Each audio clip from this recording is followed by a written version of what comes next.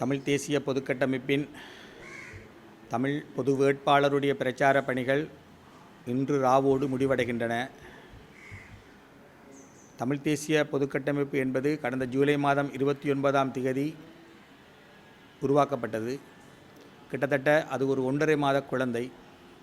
1.5 மாத காலகட்டத்துக்குள் அது ஒரு பொது வேட்பாளரை நிறுத்தி அவருக்கு ஆதரவு கேட்டு பிரச்சாரங்களை செய்து இன்று அந்த பிரச்சாரங்கள் முடிவுக்கு வருகின்றன. தமிழ் தேசிய பொதுக்கட்டமைப்பு என்ற ஒரு தோற்றப்பாடே தமிழ் தேசிய அரசியலில் மட்டுமல்ல, இலங்கை தீவின் அரசியலிலும், ஏன் இந்த பிராந்தியத்தின் அரசியலிலும் ஒரு முன்மாதிரி. மக்கள் அமைப்பொன்றும் கட்சிகளும் இணைந்து ஒரு பொதுக்கட்டமைப்பை உருவாக்குவதும், அதுக்கண்டு ஒரு புரிந்துணர்வு உடன்படிக்கையை எழுதிக்கொள்வதும், பின்னர் அந்த பொதுக்கட்டமைப்பு ஒரு வேட்பாளரை முன்னிறுத்துவதும், அந்த வேட்பாளர் ஒரு குறியீட்டு வேட்பாளராக நிற்பதும், அரசாங்கம் திறந்துவிட்டிருக்கும் ஒரு தேர்தல் களத்தை ஒரு மக்கள் கூட்டம் தங்களுடைய தேசத்தை கட்டியெழுப்புவதற்கான ஒரு பயிற்சிக்களமாக பயன்படுத்துவது என்பதும், ஒரு வேட்பாளர் குறியீடாக நிற்பது என்பதும் தமிழ் அரசியல் வரலாற்றில் மட்டுமல்ல, இலங்கை தீவின் தேர்தல் அரசியல் வரலாற்றிலும் ஒரு நூதனமான புதிய தோற்றப்பாடுதான். இந்த அடிப்படையில் எமது வேட்பாளராகிய திரு அரியநேத்திரன் ஒரு பொது வேட்பாளராக நிறுத்தப்பட்டதிலிருந்து இது ஒரு தேசத்தை கட்டியெழுப்பும் தேர்தல் செய்முறை என்ற அடிப்படையில், அதாவது அரசாங்கம் ஒரு தேர்தல் களத்தை திறந்துவிட்டு இருக்கிறது, அதில் நாங்கள் எங்களுடைய கேமை விளையாடுகிறோம். எப்படின்னு சொன்னால், நாங்கள் ஒரு தேசத்தை கட்டி எழுப்புவதற்கான ஒரு செய்முறையாக இந்த தேர்தலை பயன்படுத்துகிறோம். அந்த அடிப்படையில் தமிழ் மக்களை ஒரு தேசமாக திரட்டும் நோக்கத்தோடு முன்வைக்கப்பட்ட இந்த பொது வேட்பாளர் ஆனவர் தமிழ் மக்கள் தங்களை தாங்களே தேசமாக கட்டி எழுப்ப வேண்டும் என்ற கருத்துருவத்துக்கு தலைமை தாங்குவதனால் தமிழ் மக்கள் மத்தியில் தன்னியல்பாகவே பிரச்சார நடவடிக்கைகள் முன்னெடுக்கப்பட்டன. இதில் உண்மையில் எங்களோட சுமை ஓரளவுக்கு குறைக்கப்பட்டது என்று தான் சொல்லணும். குறிப்பாக புலம்பெயர்ந்த தமிழர்கள் மத்தியில் கடந்த 15 ஆண்டுகளில் இதுவரை காணப்படாத உற்சாகமும் ஈடுபாடும் காணப்படுகிறது. மட்டுமில்லை, புலம்பெயர்ந்த தமிழர்கள் ஒப்பீட்டளவில் ஒரு புள்ளியில் ஒன்றிணைந்திருக்கிறார்கள் இந்த பொது வேட்பாளர் விடயத்தில். இதையெல்லாம் அவர்கள் ஒரு தங்களுடைய அபிலாசைகளையும் தங்களுடைய வீணவாக்களையும் கொண்டு வந்து இந்த தேர்தல் களத்தில் முன்வைத்து தமிழ் மக்களை ஒரு தேசமாக கட்டியெழுப்ப வேண்டும் என்ற தாகத்தோடு செயற்படுவதை நாங்கள் பார்க்கக்கூடியதாக இருக்குது. அந்த அடிப்படையில் இது களத்தையும் புலத்தையும் இணைச்சிருக்கு இந்த பொது வேட்பாளர் என்ற விடயம். மற்ற தமிழ் மக்கள் ஒரு தேர்தல் களத்தை புதுமையாகவும் வித்தியாசமாகவும் அணுகுகிறார்கள் என்பதனையும் இது நிரூபிச்சிருக்கு. மட்டுமில்லை, வரக்கூடிய இலங்கை தீவின் ஜனாதிபதிகள் பொது வேட்பாளருக்கு அதிகப்படியான வாக்குகள் கிடைக்குமாக இருந்தால், தமிழ் வாக்குகள் கிடைக்குமாக இருந்தால், தெரிவு செய்யப்பட போகின்ற ஜனாதிபதிகள் பெரும்பாலும் அங்கீகாரம் குறைந்தவர்களாகவும் பலவீனமான மக்களாணியை கொண்டவர்களாகவும் இருப்பார்கள். ஏனென்றால் இன்றைக்கு ஏற்கனவே தென்னிலங்கை வாக்குகள் 3ஆக பிரிஞ்சிட்டு அங்கேயே 50% எடுக்கிறது கஷ்டமாக இருக்குது. அப்போ அங்கேயே வரக்கூடிய புதிய அரசு தலைவர்கள் பெரும்பாலும் தங்கள் சொந்த மக்களின் ஆணையும் பலவீனமானதான ஒரு ஆணையாக இருக்கக்கூடிய வாய்ப்பு இருக்குது. இந்த பின்னணிக்குள்ள தமிழ் மக்களின் ஆணையும் அவர்களுக்கு கிடைக்கல என்று சொன்னால், எதிர்காலத்தில் தெரிவு செய்யப்பட போகும் புதிய ஜனாதிபதியானவர் பலவீனமான ஒரு மக்களாணையோடு வரப்போகிறார் என்ற ஒரு நிலைமையும் இருக்குது. அப்போ பொது வேட்பாளர் அந்தளவுக்கு தென்னிலங்கை அரசியலில் தாக்கம் செலுத்தி இருக்கிறார்.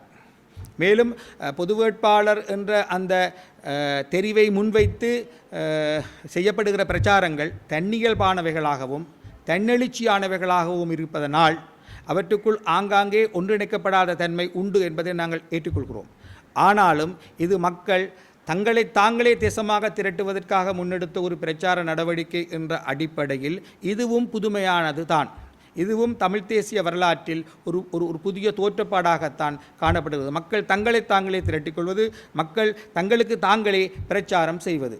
இந்த அடிப்படையில் இதுவரை காலமும் பிரச்சார நடவடிக்கைகளில் தன்னியல்பாக ஈடுபட்டு எங்கள் சுமையை குறைத்தவர்கள், அமைப்புகள், தன்னார்வலர்கள் எல்லோருக்கும் நன்றி. அதுபோல் இந்த பிரச்சார நடவடிக்கையில் எங்களோடு தொடர்ச்சியாக ஒத்துழைத்த ஊடகங்களுக்கு விசேஷமாக நன்றி. ஏனென்றால் ஊடகங்கள் தொடர்ச்சியாக இந்த விஷயத்தை தொடர்ந்தும் குவிமையப்படுத்தி கொண்டிருந்தன. அதுவும் எங்களுக்கு உற்சாகமாக இருந்தது. நாங்களும் அதுக்குள்ளேருந்து வந்த எங்கள் மத்தியில் உள்ள, அதாவது தமிழ் தேசிய பொதுச்சமைப்புள் இருக்கக்கூடிய பெரும்பாலான கருத்துருவாக்கிகள் இந்த ஊடகங்கள் மத்தியிலிருந்து வந்தவர்கள்தான். ஒரு வகையில் அவர்கள் அந்த ஊடகப்பரப்புக்கு உரியவர்கள்தான் என்ற அடிப்படையில் ஊடகங்கள் இதில் அதிகபட்ச சகோதரத்துவத்தை எங்களுக்கு காட்டின. ஊடகங்கள் அதிகபட்சம் எங்களுக்கு ஒத்துழைத்தன. அதனால் எங்களுக்கு பிரச்சார நடவடிக்கைகள் மிகவும் இலகுவாகவும் இருந்தன. எனவே இந்த பிரச்சார நடவடிக்கைகளில் எங்களோடு ஒத்துழைத்த ஊடகங்கள், ஊடகவியலாளர்கள், தனிப்பட்ட யூடியூப்பர்கள் எல்லாருக்குமே நன்றி. மேலும் இந்த பிரச்சார நடவடிக்கைகள் இன்று ராவோடு முடியப்போகிற ஒரு பின்னணிக்குள் இதில் கிடைக்கக்கூடிய வெற்றி ஒரு பொது வெற்றி. இது தமிழ் தேசிய பொதுக்கட்டமைப்புக்குரிய வெற்றி அல்ல. இது மக்கள் எல்லாருக்குமான வெற்றி, எங்களோடு நின்ற எல்லா ஊடகவியலாளர்களுக்குமான வெற்றி, எல்லா ஊடகங்களுக்குமான வெற்றி. இது ஒரு முக்கியமான விஷயத்தை நாங்கள் கவனிக்கணும்.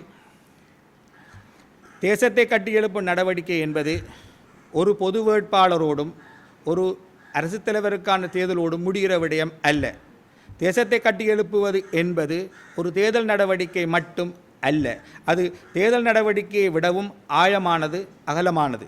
அதுபோல் ஒரு தேர்தலால் மட்டும் தமிழ் மக்களை ஒரு தேசமாக கட்டி எழுப்பிவிட முடியாது என்பது எங்களுக்கு நன்றாக தெரியும்.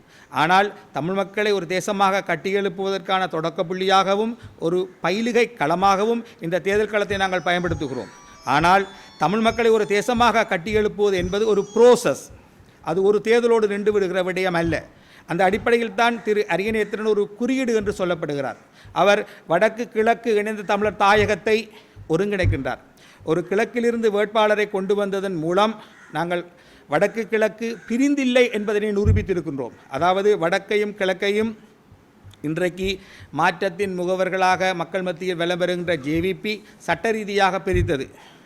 தவிர நிர்வாக நடைமுறைகளுக்கூடாகவும் நிர்வாக மாவட்ட இணைப்புகளுக்குள்ளாலையும் வடக்கு கிழக்கு பிரிக்கப்பட்டிருக்கு. தவிர கிழக்கில் அந்த பிரதேசத்தை மையமாக கொண்டெழும் கட்சிகள் வடக்குக்கு எதிராக செய்யும் பிரச்சாரங்களின் மூலமும் வடக்கு கிழக்கு பிரிக்கப்படக்கூடிய ஆபத்து இருக்குது. ஆனால் இந்த ஆபத்துகள் எல்லாவற்றையும் கடந்து கிழக்கிலிருந்து வந்த ஒரு வேட்பாளர் வடக்கு கிழக்கு பிரிக்கப்பட முடியாது என்பதனை இப்பொழுது நிரூபித்து கொண்டிருக்கிறார்.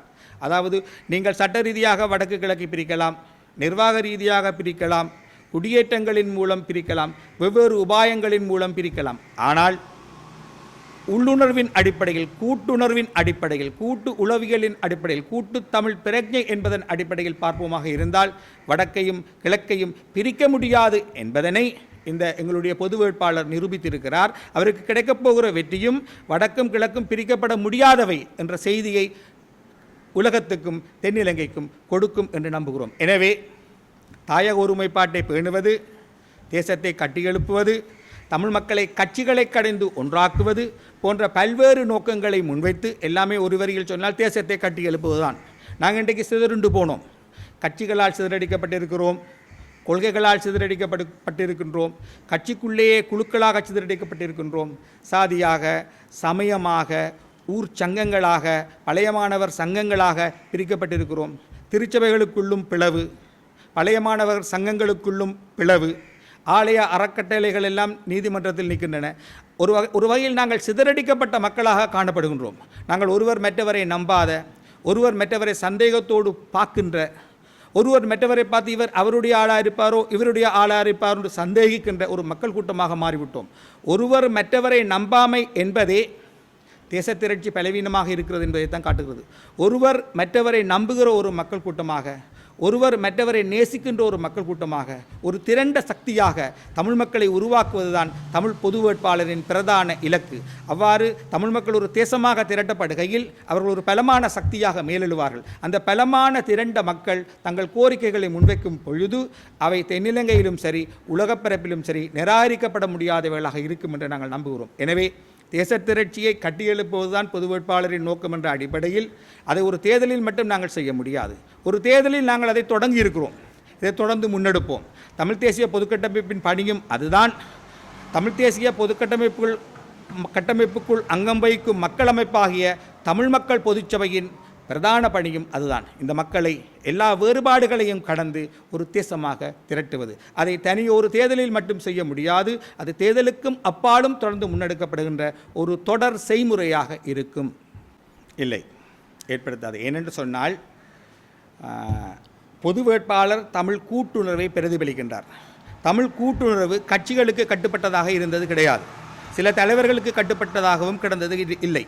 அது இறந்த காலத்தில் ஒரு கூட்டுணர்வாக திரட்சியுறும் பொழுது கட்சிகளை கடந்து சின்னங்களை கடந்து வெளிப்பட்டிருக்கிறது. இந்த முறையும் அப்படித்தான். அதாவது பொது வேட்பாளருக்கு எதிரிகள் என்று யாரும் கிடையாது. ஆனால் சிலர் அவரை எதிரியாக கருதி அவரை மோசமாக திட்டி தீர்க்கிறார்கள். இது ஒரு வகையில் அவரை திட்ட அவர் கதாநாயகனாகிறார். அவரை மேலும் இவர்கள் பிரபல்யப்படுத்துகின்றார்கள். எனவே இந்த மாதிரியான நடவடிக்கைகள் பொது வேட்பாளருக்கு சாதகமானவை என்று தான் பார்க்குறோம். மற்றொரு ஜனநாயக பிறப்பில் வெவ்வேறு கருத்துக்கள் இருக்கும், வாக்காளர்கள் வெவ்வேறு முடிவுகளை எடுக்க முடியும், அதெல்லாம் பிரச்சனை. ஆனால் இங்கே பிரச்சனை என்னென்னு சொன்னால் சஜிதை நோக்கியோ அல்லது அனுருவை நோக்கியோ திருப்பப்படக்கூடிய அல்லது ரணிலை நோக்கியோ திருப்பப்படக்கூடிய வாக்குகள் என்பது ஒரு சிறிய விகிதம் இருக்க முடியும் தான். ஒரு தேர்தல் பரப்பில் முழுவருமே எல்லாருமே ஒரே நிலைப்பாடோடு இருப்பார்கள் என்று இல்லை. ஆனால் நாங்கள் நம்புகிறோம் பொது வேட்பாளருக்கு எதிராக முன்வைக்கப்படுகிற விமர்சனங்கள் பொது வேட்பாளரை பலப்படுத்தி இருக்கின்றனவே தவிர பலவீனப்படுத்தவில்லை என்பதைத்தான் நாங்கள் பிரச்சார களத்தில் கவனிக்கக்கூடியதாக இருக்குது. நாங்கள் அந்த தமிழ் மக்கள் பொதுச்சபை உருவாகிய காலமிருந்தும் தமிழ் மக்கள் பொதுச்சபை ஏப்ரல் மாத கடைசியில் வவுனியாவில் தொடங்கியது. தமிழ் தேசிய பொதுக்கட்டமைப்பு உருவான காலத்திலிருந்தும் தொடர்ச்சியாக குறிப்பாக நான் சொல்லி வர ஒரு விஷயம், இது ஒரு திறந்த கட்டமைப்பு, மூடுண்ட கட்டமைப்பு அல்ல. ஏனென்றால் தேசத்தை கட்டியெழுப்புவது என்பது ஒரு திறந்த செய்முறை, அது ஒரு மூடுண்ட செய்முறை அல்ல. ஒரு நெல்மணி கூட வீணாக சிந்தப்படக்கூடாது, ஒரு நெல்மணி கூட வீணாக சிந்தப்படக்கூடாது என்று நாங்கள் கருதுகிறோம். அந்த அடிப்படையில் எல்லா நெல்மணிகளையும் நாங்கள் உள்ளே கொண்டு வருவோம். அப்படி பார்த்தால் எல்லா கட்சிகளுக்குமாக இந்த கட்டமைப்பு திறக்கப்பட்டே இருக்கும். இது எந்த கட்சியையும் வெளியில் விடாது.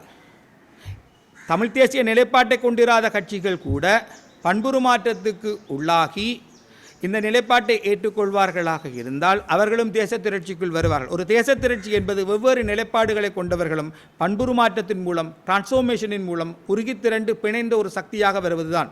எனவே தேச திரட்சி என்பது எப்பொழுதும் ஒரு திறந்த பொறிமுறை, மூடுண்ட பொறிமுறை அல்ல. எனவே தமிழ் தேசிய பொதுக்கட்டமைப்போ தமிழ் மக்கள் பொதுச்சபையோ மூடுண்ட கட்டமைப்புகள் அல்ல, அவை திறந்த கட்டமைப்புகள். அவை தொடர்ந்து கூர்ப்படையும், அவை தொடர்ந்து விரிவடையும்.